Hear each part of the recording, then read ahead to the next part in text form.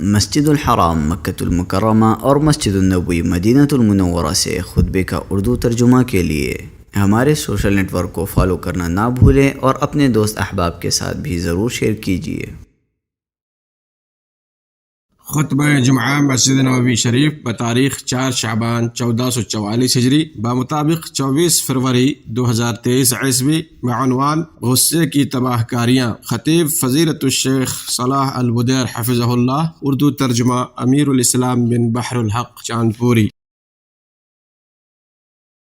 تمام تعریفیں اللہ کے لیے ہے جس نے اپنی مشیت کے مطابق اپنے بعض بندوں کو حلم و بردباری سے سرفراز فرمایا ہے۔ میں بے شمار عطا و بخشش پر اس کی حمد بجا لاتا ہوں اور گواہی دیتا ہوں کہ اللہ کے علاوہ کوئی معبود برحق نہیں، اور میں گواہی دیتا ہوں کہ ہمارے نبی و سردار محمد صلی اللہ علیہ وسلم اس کے بندے اور رسول ہیں، جنہیں عمدہ حکمت، اعلیٰ ترین علم، صبر و تحمل اور جود و سخا کی دولت سے نوازا گیا۔ ان پر، ان کی آل اور صحابہ اکرام پر رحمت و سلامتی نازل ہو۔ حمد و صلات کے بعد مسلمانوں، اللہ سے اس انسان کی طرح ڈرتے رہو جو موت کو ہمیشہ یاد کرتا ہے۔ ارشاد باری تعالیٰ ہے، اے ایمان والو، اللہ سے اتنا ڈرو جتنا اس سے ڈرنا چاہیے۔ دیکھو، مرتے دم تک مسلمان ہی رہنا۔ مسلمانوں، غصے کو پی جانا اور غیظ و غضب کو روک لینا محاسن اخلاق اور اوصاف فضل و کرم میں سے ہے۔ غصے پر کنٹرول کرنے کو عربی زبان میں قزم الغیظ کہا جاتا ہے، جس کا مطلب یہ ہے کہ غصے کو پی لیا جائے، اسے اندر ہی لوٹا دیا جائے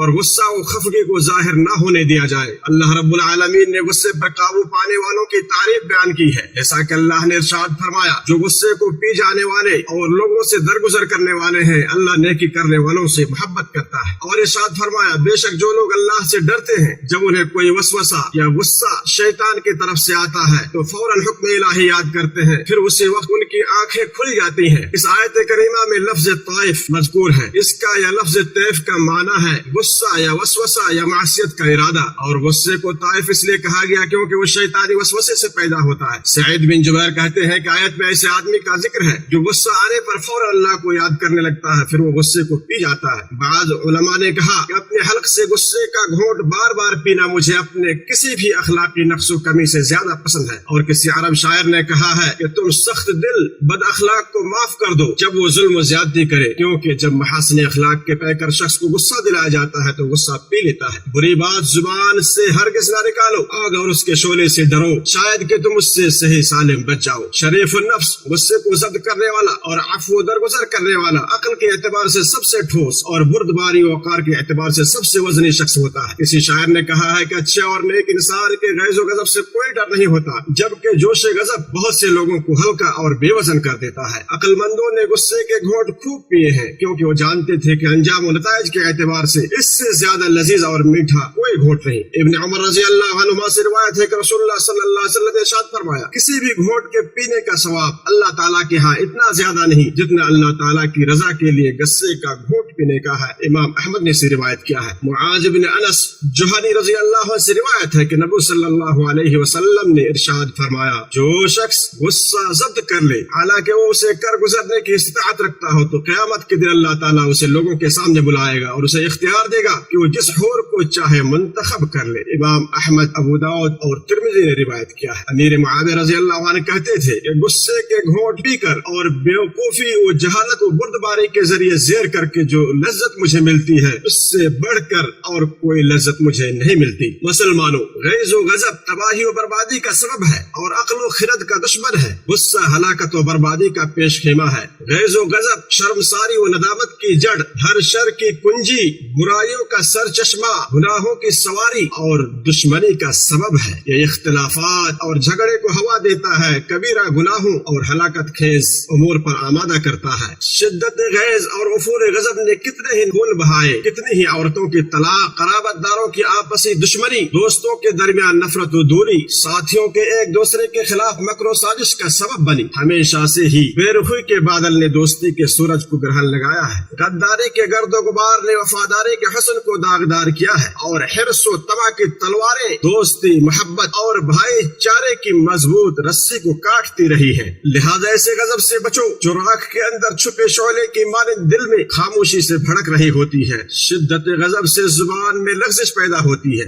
حجت و دلیل منقطع ہو جاتی ہے، فہم و فراست منتشر ہو جاتی ہے، عقل پر پردے پڑ جاتے ہیں اور دنیا و آخرت میں انجام کار سے غفلت طاری ہو جاتی ہے۔ غیظ و غضب کا نشہ جس پر حاوی ہو جاتا ہے تو اس کے سامنے غور و فکر کے دروازے بند ہو جاتے ہیں اور وہ درست رائے قائم کرنے کے قابل نہیں رہتا۔ حضرت ابو ہریرہ رضی اللہ عنہ سے روایت ہے کہ ایک آدمی نے نبی صلی اللہ علیہ وسلم سے عرض کیا کہ مجھے نصیحت کیجیے، تو آپ صلی اللہ علیہ وسلم نے فرمایا غصہ مت کرو۔ اس آدمی نے بار بار اس بات کو دہرایا تو آپ صلی اللہ علیہ وسلم نے فرماتے رہے کہ غصہ مت کرو۔ اسے بخاری نے روایت کیا ہے اور مسند احمد میں ہے کہ اس آدمی نے کہا کہ پھر میں نے نبی صلی اللہ علیہ وسلم کے اس قول پر غور کیا تو معلوم ہوا کہ غیظ و غضب ہر شر کو سموئے ہوئے ہے۔ ابن عبد البر رحمہ اللہ فرماتے ہیں یہ کلام تھوڑے الفاظ پر مشتمل ہے لیکن اس کے معانی بہت زیادہ اور اس کے فوائد بہت اہم اور قیمتی ہیں۔ جو اپنے غصے کو پی لیتا ہے اور غضب پر قابو پا لیتا ہے تو شیطان اس سے رسوا ہوتا ہے اور اس کی مروت و دین پر کوئی آنچ نہیں آتی۔ ابن مبارک سے کہا گیا کہ ایک جملے میں حسن اخلاق کو بیان کریں تو آپ نے فرمایا کہ غصہ چھوڑ دو۔ اور ایک آدمی نے شعبی سے کہا کیا آپ فلاں سے انتقام نہیں لیں گے کیونکہ وہ آپ سے دشمنی اور عداوت رکھتا ہے؟ تو شعبی نے کہا اصل دانش مندی اور دور اندیشی رضامندی کی حالت میں ظاہر نہیں ہوتی بلکہ اس کا اظہار حالت غضب میں ہوتا ہے۔ اگر میرا دوست مجھے غصہ دلانا چاہے اور شدت غضب سے میرا گلا گھونٹ دے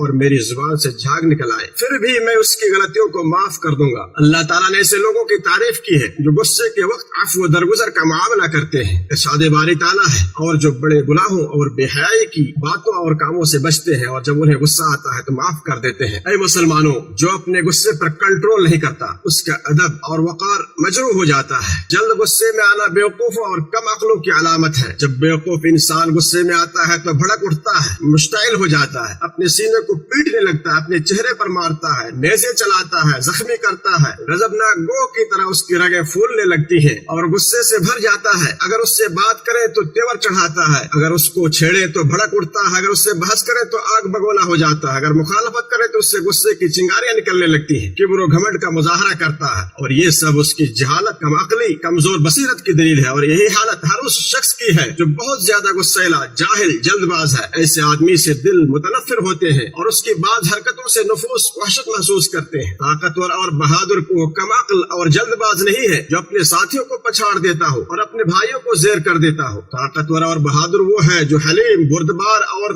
درگزر کرنے والا ہو، جسے نہ ہی قیل و قال اشتعال دلاتا ہو اور نہ ہی احمق اور جاہلوں کی بات سے وہ نادانی کے ارتکاب پر اترتا ہو۔ رسول اللہ صلی اللہ علیہ وسلم نے ارشاد فرمایا طاقتور وہ نہیں جو پہلوان ہو بلکہ طاقتور وہ ہے جو غصے کے وقت اپنے آپ پر قابو رکھے۔ متفق علیہ۔ ابن مسعود رضی اللہ عنہ سے روایت ہے کہ نبی صلی اللہ علیہ وسلم نے ارشاد فرمایا تم اپنے اندر پہلوان کس شخص کو سمجھتے ہو؟ ہم نے کہا وہ شخص جسے لوگ پچھاڑ نہ سکتے ہو۔ نبی صلی اللہ علیہ وسلم نے فرمایا یہ شخص پہلوان نہیں بلکہ حقیقی پہلوان وہ شخص ہے جو غصے کے وقت اپنے آپ کو قابو میں رکھتا ہو۔ مسلمانوں، حلم و بردباری غیظ و غضب سے روکتی ہے اور یہ ایک ہموار سواری ہے جو اپنے سوار کو مجد و شرافت کی بلندی تک پہنچاتی ہے اور حمد و ستائش کی باغ ڈور اسے عطا کر دیتی ہے۔ اور جو شخص عفو درگزر کو اپنے لیے نقصان و گھاٹے کا سامان سمجھتا ہے اور غضب کو فائدے کی چیز سمجھتا ہے تو وہ غلط اندازہ لگاتا ہے، کیونکہ حلم و بردباری کی لذت انتقام کی لذت سے زیادہ بہتر ہے۔ جس کے اندر غیظ و غضب کی آگ بھڑک اٹھے اور اس پر وہ اپنے حلم سے قابو پالے اور اسے اپنے صبر سے مغلوب کر دے اور اپنی ثبات قدمی کے ذریعے اس پر کنٹرول کر لے تو گویا وہ اپنے سب سے طاقتور دشمن اور بدترین حریف پر غالب آ گیا۔ لہذا غصے کے محرکات اور اسباب سے دور رہے اور مذاق میں حد اعتدال سے تجاوز نہ کرے، کیونکہ مذاق غصے کا پیش خیمہ ہے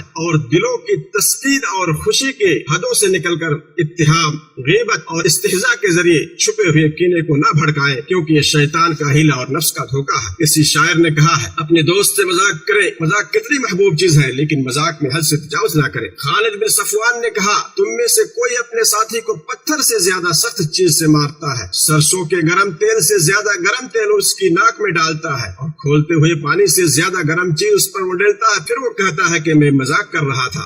بحث و جدال غیظ و غضب کا محرک ہے، بس جب آپ بحث و جدال سنیں تو پیچھے ہٹ جائیں۔ ابو امامہ باہلی رضی اللہ عنہ نے فرمایا کہ رسول اللہ صلی اللہ علیہ وسلم نے ارشاد فرمایا میں اس شخص کے لیے جنت کے اطراف میں گھر دیے جانے کی ضمانت دیتا ہوں جو حق پر ہوتے ہوئے بھی جھگڑا چھوڑ دے، اور اس شخص کے لیے جنت کے درمیان میں گھر کا ضامن ہو جو مذاق میں بھی جھوٹ نہ بولے، اور اس شخص کے لیے جنت کے بالائی حصے میں گھر کی ضمانت دیتا ہوں جو اچھے اخلاق کا مالک بن جائے۔ ابو داؤد سے روایت کیا ہے۔ جھگڑا دینداری کو مٹاتا ہے اور لوگوں کے دلوں میں بغض و حسد को जन्म देता है, लिहाजा इससे करीब मत जाओ। और हंसी मजाक, आर दिलाने, कटहुज्जती, बहसो मनाजरा, मुखालफत, दुश्मनी, जुल्म, गीबत, नाहक लोगों के माल खाने, दूसरों के हुकूक को रोकने या उन्हें कम और घटा कर देने से बचो, क्योंकि ये चीजें लोगों के दरमियान शर्र, हसद और गैज़ो गजब के शोले को भड़काती हैं, और जब गुस्सा आता है तो फितने को दर आने का मौका मिल जाता है। शैतान हाजिर होता है, फहम और फरासत रुखसत हो जाती है, और उखुवत की डोरी टूट जाती है, और मोहब्बत और कराबत के रिश्ते खत्म हो जाते हैं। गैज़ो गजब और अदावतों के शोलों को सब्र, तहम्मुल, वक़ार, हिल्म और बुर्दबारी के जरिए सर्द करो, और मुआखज़ा और मुहासबा से दूर रहकर उसकी चिंगारियों को बुझाओ, और गैज़ो गजब को जिक्र अज़कार के जरिए दूर करो, सब्र के जरिए उसे ठंडा करो, और सुकूत और खामोशी इख्तियार करके उसका खात्मा करो। खामोशी हमाकत और नादानी और तेज से बचने, गुस्से को ठंडा करने और झगड़े के खात्मे का जरिया है, और खामोश रहने वाला कभी शर्मिंदा नहीं होता।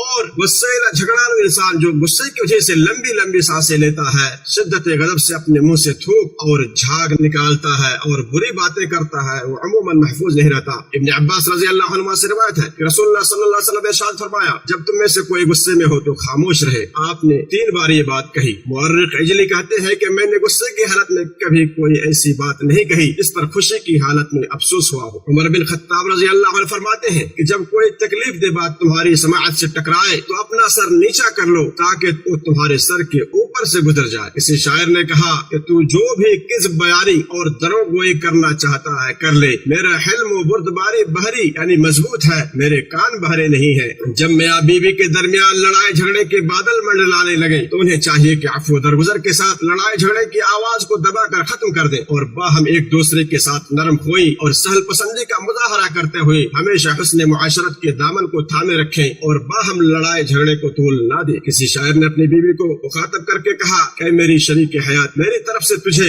अफ़्व दरगुजर के साथ साथ हमेशा मवद्दत और मोहब्बत ही मिलेगी, बस जब तू मुझे सख्त गजबनाक देखे तो कुछ ना बोलना। जिसे गैज़ो गजब बरंगेख्ता करे उसे चाहिए कि शैतानी मर्दूद से अल्लाह की पनाह मांगे। अबू हुरैरा रज़ी अल्लाह से मरवी है कि रसूलुल्लाह सल्लल्लाहु अलैहि वसल्लम ने फरमाया, जब तुम में से कोई गैज़ो गुस्से में हो तो ये कह दे, औज़ु बिल्लाह, मैं अल्लाह की पनाह में आता हूँ, तो उसका गुस्सा ठंडा और सर्द पड़ जाएगा। और सुलेमान बिन सुरद रज़ी अल्लाह से रिवायत है कि 2 आदमी नबी करीम सल्लल्लाहु अलैहि वसल्लम की मौजूदगी में झगड़ पड़े। हम हज़रत सल्लल्लाहु अलैहि वसल्लम की खिदमत में बैठे हुए थे। एक शख्स दूसरे को गुस्से की हालत में गाली दे रहा था और उसका चेहरा सुर्ख था। आप सल्लल्लाहु अलैहि वसल्लम ने फरमाया, मैं एक ऐसा कलिमा जानता हूँ, अगर ये शख्स इसे कह दे तो उसका गुस्सा दूर हो जाएगा, अगर ये औज़ु बिल्लाहि मिनश शैतानिर रजीम कह ले। बुखारी मुस्लिम। जिस शख्स को गैज़ो गजब की हिद्दत बरंगेख्ता करे तो उसे चाहिए कि वो बैठ जाए। अबू ज़र रज़ी अल्लाह से रिवायत है कि रसूलुल्लाह सल्लल्लाहु अलैहि वसल्लम ने फरमाया, जब तुम में से कोई शख्स गुस्से की हालत में खड़ा हो उसे बैठ जाना चाहिए। ऐसा करने से अगर गुस्सा ठंडा हो जाए तो ठीक, वरना लेट जाए, क्योंकि बैठने से फितना और फसाद का इस्तिमरार खत्म हो जाता है और गैज़ो गजब की शिद्दत जाती रहती है, जबकि खड़ा हुआ शख्स भड़कने, पकड़ने और हाथापाई करने के लिए तैयार रहता है। और ऐन मुमकिन है कि इंतकामी कार्रवाई में उससे ऐसा फेल सरजद हो जाए जिस पर उसे शर्मसारी और पशेमानी उठानी पड़े। मैंने जो कुछ कहा आप लोगों ने उसे समाअत किया, मैं अल्लाह ताला से मग़फ़िरत तलब करता हूँ, आप लोग भी उसी से मग़फ़िरत तलब करें। बेशक अपनी तरफ रुजू करने वालों को बहुत ज़्यादा माफ करने वाला है। हर किस्म की तारीफ अल्लाह के लिए है जो उसके लुत्फ़ व इनायत की पनाहगाह में पनाह तलब करने वालों को पनाह देता है। और मैं गवाही देता हूँ कि उसके सिवा कोई महबूद बरहक नहीं, और मैं गवाही देता हूँ कि हमारे नबी मोहम्मद सल्लल्लाहु अलैहि वसल्लम उसके बंदे और रसूल हैं। अल्लाह ताला आप पर, आपके आल और सहाबाए किराम पर अपनी रहमतें और बरकतें नाजिल फरमाए। मुसलमानों, अल्लाह का तक़वा इख्तियार करो। इरशाद बारी ताला है, ए ईमान वालो, तक़वा इलाही इख्तियार करो, सच्चे लोगों के साथ रहो। मुसलमानों, किसी शख्स में इल्म व मारिफत के साथ साथ हिल्म व बुर्दबारी और कुदरत व ताकत के साथ साथ अफ़्व दरगुजर एक साथ जमा हो जाने की जो फजीलत है, इस तरह किसी और चीज को जमा करने की फजीलत नहीं है। कुदरत व गलबा के बावजूद दरगुजर करना कीना कपट को खत्म कर देता है। लिहाजा आपके पास ताकत व गलबा हो तो एहसान कीजिए, और जब आपको किसी पर वाली बनाया जाए तो नरमी का बर्ताव करे। और जिसने अपने गुस्से को बेलगाम छोड़ दिया और गुस्सा दिलाने वाले से इंतकाम ले लिया, उसने अपने गुस्से को पूरा कर लिया और अपना पूरा हक ले लिया। लिहाजा अब वो ना तो शुक्रिया का मुस्तहिक रहा और ना ही वो लोगों में काबिल सताइश रहा। याद रखें, अपने हाथ की कुव्वत व ताकत और भारी भरकम जिस्म आपको गुस्से के वक्त औरतों, खादिमों, कमजोरों और मिस्कीनों पर जुल्म करने,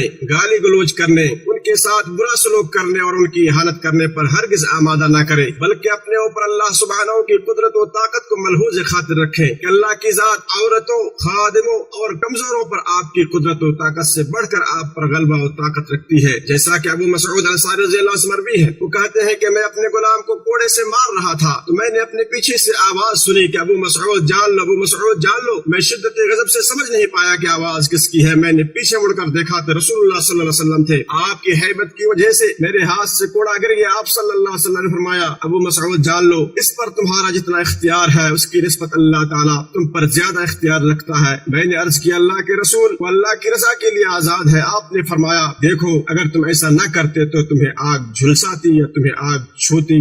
مسلمانوں، وطن ایک ہرا بھرا سایہ دار درخت ہے جس کا پھل امن و امان، اطمینان و سکون اور استحکام و استقلال ہے۔ مملکت سعودی عرب اسلام اور سلامتی کا وطن ہے، اس میں نہایت مقدس، محترم، معزز شہر مکہ مکرمہ ہے جہاں ابراہیم علیہ السلام کی نشانی، ان کی وراثت اور ہمارے نبی محمد صلی اللہ علیہ وسلم کا گھر اور ان کا وطن ہے۔ یہ پرامن، امن و امان کا گہوارہ اور محفوظ و مامون شہر ہے جس میں اللہ عز و جل نے دین کے آثار و معالم رکھ دیے ہیں، اور اس میں زیارت کے لیے محفوظ گھر کعبہ ہے، اس میں مشعر حرام، عرفات اور مقدس مشاعر ہے۔ اس مملکت میں رسول اللہ صلی اللہ علیہ وسلم کا شہر مدینہ منورہ ہے جو ان کا گھر اور ہجرت گاہ ہے، جہاں ان کے منبر، محراب، قبر اور مدفن بھی ہے۔ اس میں آپ صلی اللہ علیہ وسلم کی نشانیاں، علامتیں، آباء و اجداد کے نقوش، ان کی جائیداد اور متعدد نشانیاں ہیں۔ یہ وہ وطن ہے جس کے کارنامے، خوبیاں اور اعمال بڑے تابناک ہیں اور اس کے محاسن و فضائل معروف و مشہور ہیں۔ یہ وہ وطن ہے جس کی بنیاد تقویٰ پر رکھی گئی، اس کی عمارت اسلام کے ستون پر کھڑی ہے،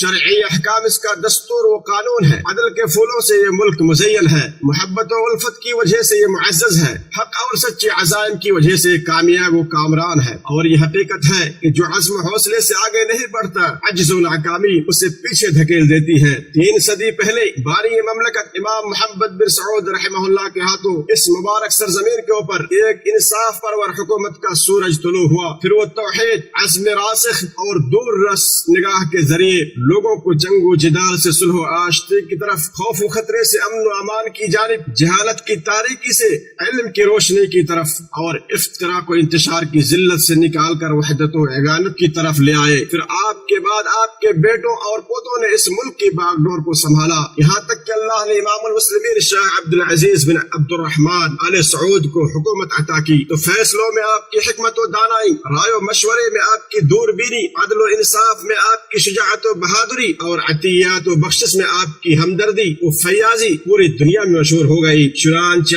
آپ اپنی بہادری، خودداری اور شریعت کی پاسداری کے معاملے میں عظیم ترین بادشاہوں میں سے ایک تھے۔ پھر اللہ نے اس ملک پر اور اس کی رعایا پر اپنی رحمت و برکت کے دروازے کھول دیے۔ پھر ان کے بعد اس جھنڈے کو ان کے نیکوکار بیٹوں نے اٹھایا اور ان کے منہج اور طریق پر چلتے رہے، یہاں تک کہ یہ ملک امن و امان، وحدت و یگانگت، شیرازہ بندی اور قیادت و رعایا کے درمیان ہم آہنگی کے معاملے میں ضرب المثل بن گیا۔ میرا وطن بے مثال ہے، اس کا اعتراف ہر وہ شخص کرے گا جو اسے جانتا ہے۔ لہٰذا اے لوگوں، اللہ تعالیٰ کی عطا کردہ نعمتوں اور آسائشوں پر اس کی حمد و ثنا بیان کرو، اپنے امن و استقرار کی پاسبانی کرو، فتنے کی آواز و پکار، فتنے کی طرف بلانے والوں، فتنے کی حمایت کرنے والوں سے بچ کر رہو، اپنے آس پاس کے علاقوں اور ملکوں کی طرف نظر دوڑاؤ کہ ان کے حالات کیسے بگڑ گئے جب ان میں نا اتفاقی نے جنم لیا، جب ان کی آراء و افکار اور خواہشات و نظریات میں تعارض و تضاد پیدا ہوا، ان کے رجحانات میں اختلاف رونما ہوا، ان کے اتحاد و اتفاق کا شیرازہ منتشر ہوا، ان کی ہم آہنگی و یگانگت پارا پارا ہو گئی، باہمی نزاع و مخالفت نے زور پکڑ لیا،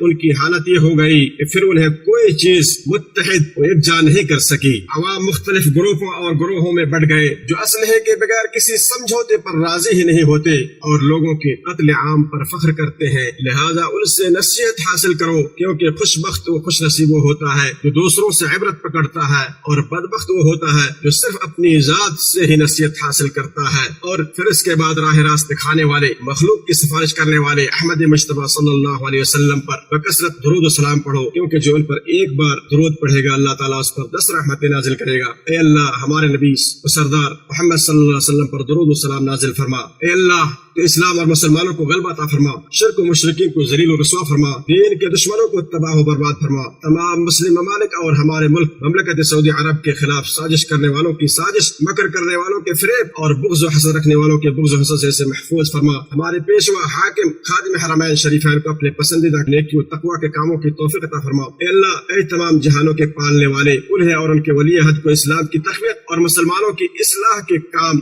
سر انجام دینے کی توفیق عطا فرما، اور مصیبت زدہ لوگوں کو عافیت عطا فرما۔ ہمارے فوت ہونے والے انہوں کی مغفرت فرما، اور دشمنوں کے خلاف ہماری مدد فرما۔ اے تمام جہانوں کے پالنے والے، اے اللہ تباہ کن زلزلے کے متاثرین، پریشان حال اور مصیبت زدہ بھائیوں کا حامی و مددگار بن جا۔ اس کے سبب جو لوگ فوت ہو گئے ہیں انہیں شہداء میں شامل فرما، زخمیوں اور مریضوں کو شفا دے۔ اے دعا قبول کرنے والے، اے اللہ تو انہیں امن و امان عطا فرما۔ اے سارے جہانوں کے پالنے والے، اے اللہ ہماری دعا کو شرف قبول عطا فرما، اور ہماری پکار کو منظور فرما۔ اے عزت والے، عظمت والے اور نہایت رحم کرنے والے اللہ،